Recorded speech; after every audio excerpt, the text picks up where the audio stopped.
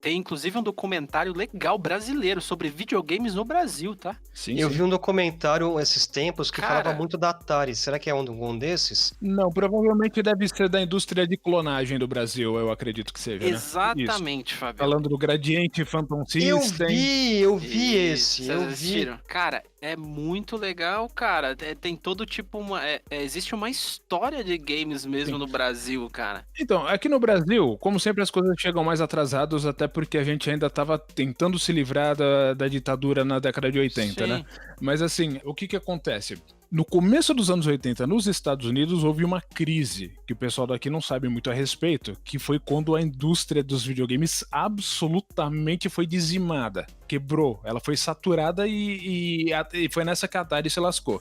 Que Foi por causa do jogo ET? Não foi por causa do jogo ET.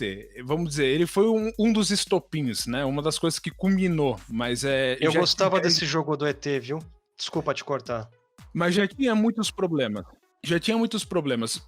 O problema já vinha da década de 70 com aquela saturação de hardwares intermináveis para jogar Pong. Imitação de imitação de imitação de imitação que você não sabia o que escolher quando você ia na loja.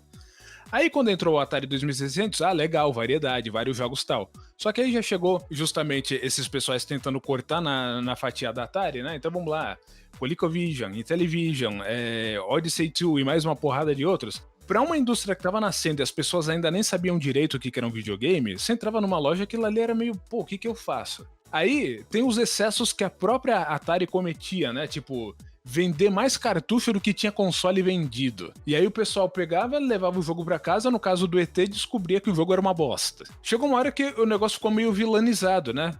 Videogame é oportunismo. O pessoal parou de comprar geral e acabou. A indústria nos Estados Unidos fudeu.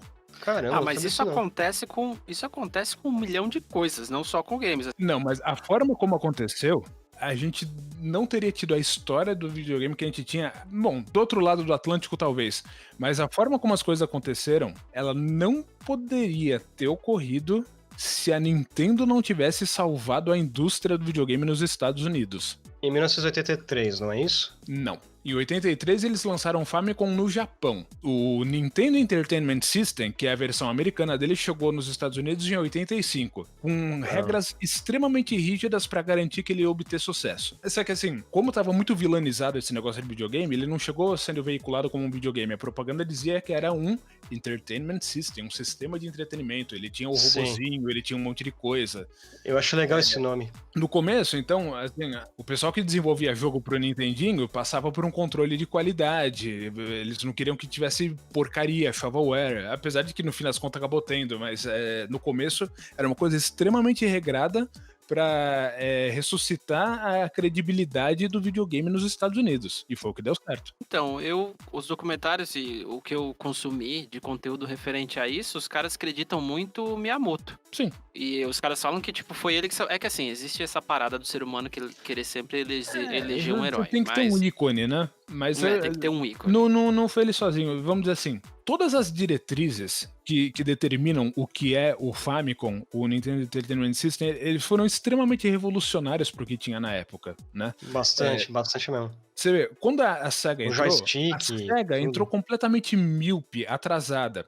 Quando eles viram que existiria o Famicom no Japão, eles começaram a correr atrás de, precisamos desenvolver alguma coisa que mais pra frente acabou culminando no Master System. Só que ainda naquele pensamento, né? Tipo, o pause fica no console, o controle não precisa ter mais do que 2 botões. Você não precisa ter apresentação e finalização no jogo, põe isso no manual, o jogo já começa e acaba. Aquela coisa bem rudimentar do que tinha vindo antes, né?